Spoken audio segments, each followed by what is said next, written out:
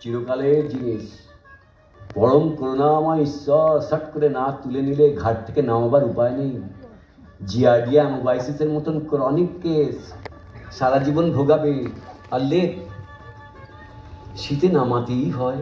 এবারেও তিনি নেমেছেন এবং পরের দিন সকালবেলা লেপকেচ্ছা শুরু হয়ে গেল। বিবাহ মানে একটি বউ এবং মনোরম একটি বিছানা। বিছানা ছাড়া ফুলসজ্জা হবে কি করে?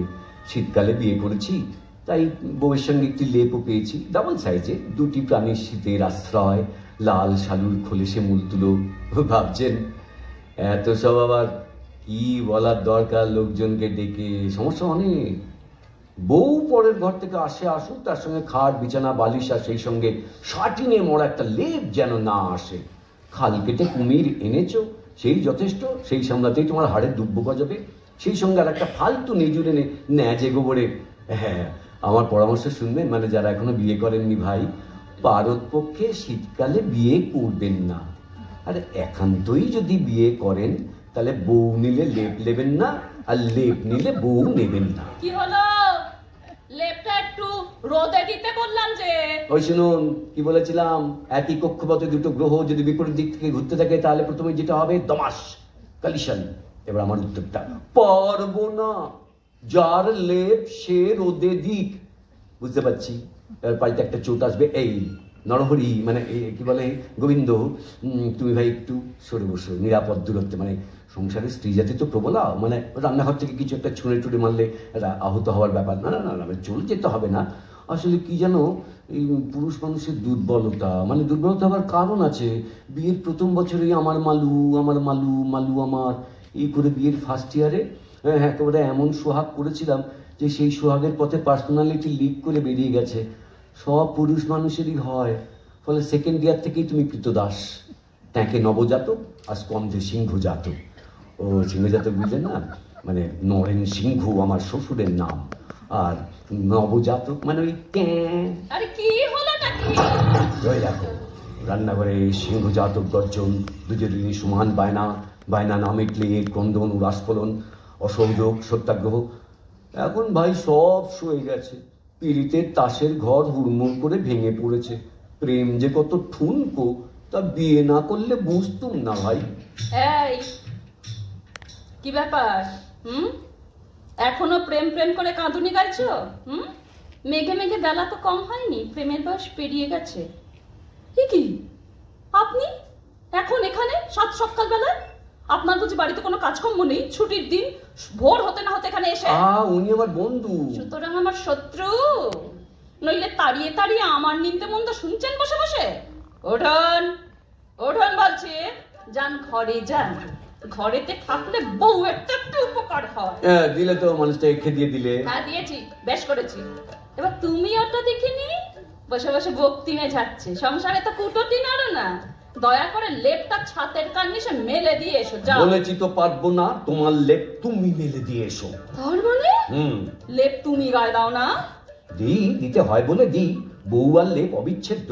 ভাই ভাই ঝগড়া হলে সম্পত্তি ভাগাভাগি হতে পারে, কিন্তু একটা ডবল সাইজের লেপকে তো আর দু টুকরো করা যায় না। কাপড় তো নয় যে কেটে দু টুকরো করবো। এতদিন তো লেপ কাটার বাসনা হয়নি। জানো, প্রেমে মানুষ ত্যাগী হয়। প্রথম বছর যখন প্রেম ছিল তখন হাড় কাঁপানো শীতে লেপের 3/4 অংশ তোমাকে ছেড়ে দিয়ে নিজে 1/4 অংশে হি হি হি হি করে ছেড়ে দিয়েছো। তুমি সে বান্দা, সব ব্যাপারে তুমি সমান ভাগ নাও। সে তো যতক্ষণ না তুমি ঘুমোচ্ছ। তুমি আর টের পাবে কি করে? আদুরে আমার বউ হু হু মুমু করে পাশ ফিরলে, লেপের 3/4 অংশ সঙ্গে সঙ্গে নিয়ে নিলে, আর আমার শরীরে আধখানা খোলা, শীতে কুকুর কুণ্ডুলি হয়ে যেই একটু বেশি ঘেঁষ নিয়েছি তোমার দিকে, অমনি কোনো এর গুঁতো। এই মাঝরাতে কি আর কি হচ্ছে? মিথ্যা কথা বলবে না। আর যদি ঘুমের মধ্যে লেপ টেনে নিয়েই থাকি, কি হয়েছে কি তাতে? পাশ ফিরলে তো লেপ সরে যেতেই পারে, তাই না? তাহলে এত কথা শোনাচ্ছ কেন? তুমিও টেনে নাও। আমি রাত ভর ওই লেপ নিয়ে টাগ অপহার করি আর কি। তাতে দোষটা কি হয়েছে? এ তো পাক ভারত লড়াই নয় যে বাউন্ডারি কমিশন বসিয়ে সীমানা ঠিক করে দিতে হবে। তোমার খাট, তোমার বউ। কার বউ? শ্বশুর মশাইয়ের মেয়ে, আর লেপটাও শ্বশুর মশাই। হ্যাঁ, লেপ শ্বশুর মশাই। যত সব কথা বাদ। ওই হলো, তোমার লেপ নিয়ে তুমি থাকো, অত আর আমাকে জড়িও না। ওরকম লেপের নিচে শোয়া অভ্যেস থাকলে তবে তো। বিয়ের আগে এরকম লেপের নিচে শুয়েছো কখনো? জানেন, বাবা একখানা লেপ দিয়েছিল বটে, ভালুকের মতো হালকা, উনুনের মতো গরম। নজর দেখেছো? এই লেপের আবার ভালো মন্দ কি গো? সেই তো একই শালুকি শাটিন, ভেতরে তুলো, সব লেপের উদরে যে থাকে এর মধ্যেও তো সে একই মান। দেখো, যা জানো না তা নিয়ে কথা বলতে এসো। কেন? বড়েদের লেপে না সব শ্মশানের তুলো ভরে দেয়। হ্যাঁ, শ্মশানের তুলো? সে কি? কি জানো কি তুমি? কিছুই তো জানো না।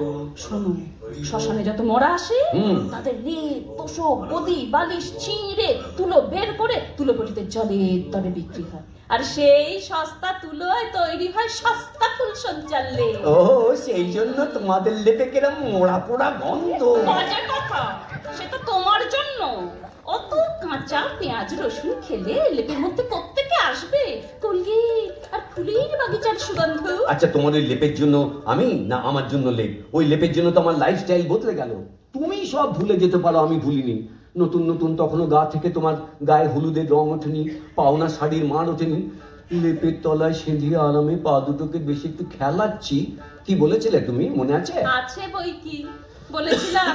হঠাৎ আবার দেয়লা শুরু করলে কেন? আরে বলবো না, তোমার পায়ের যা মাপ দেখেছো কখনো তাকিয়ে? ও তো মানুষের পা নয়, ইয়েতির পা। সাত জন্মেও পা ঘষো না। তোমার এই ম্যাক্সি পায়ের ঘষা লেগে আমার নতুন লেপে ছাল উঠে যেত না? ইস, কি আমার লেপ গায়ে দিতে পারমিট লাগবে? রোজ শীতের রাত্রে বিছানায় ওঠার আগে কনকনে ঠান্ডা জলে পা ধুয়ে এসে ইন্সপেক্টর জেনারেলকে দেখিয়ে অনুমতি নিয়ে তবে বিছানায় উঠতে হবে। শ্মশানের তুলো লেপ তারা এ জিনিস সে জিনিস নয়, এ হলো এক নম্বর মাল, আগুন ছুটছে। কেন? তোমার পিতা ঠাকুর কি চৈত্র মাসে শিমুল গাছের তলায় গিয়ে হাঁ করে ঊর্ধ্ব মুখে দাঁড়িয়েছিলেন? পাকা তুলো ফাটছে আর তিনি লাপিয়ে লাপিয়ে ধরছেন আর খোলে পুচ্ছেন একেবারে ফ্রেশ ফ্রম শিমুল তলা তুলোর মেয়ের গিয়ে লেপ। এমনি হার আমায় নাকি? আমার বাবাকে শিমুল তলায় দাঁড় করালে? বেশ করেছি। এরপরে কোনদিন পাবলা গাছে চড়াবে? তাই চড়াবো।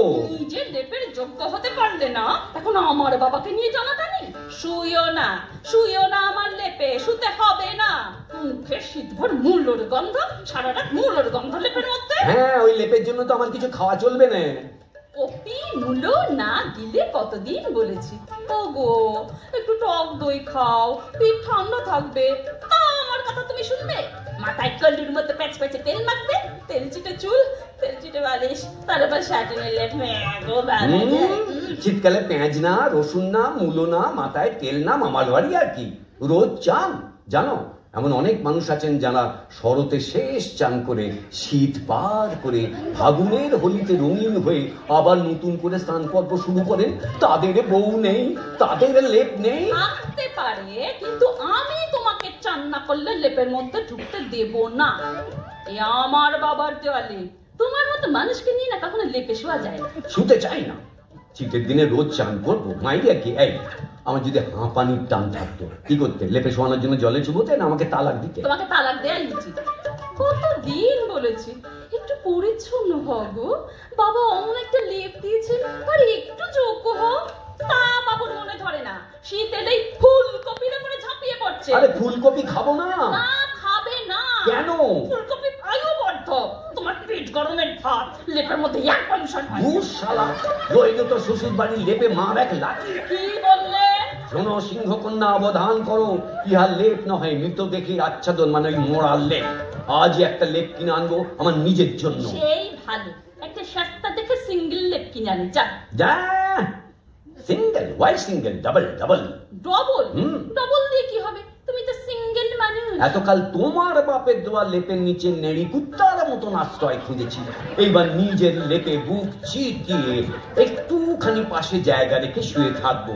দেখি তোমার অহংকারের দরজা খুলে তুমি আসো কি না। মরে যাই আর কি, জন্মেও না। দেখবো। সবাই একটু ভালো থাকুন। আমি শৈলুষের বড় ছেলে মেয়েদের একটু ডেকে নেবো।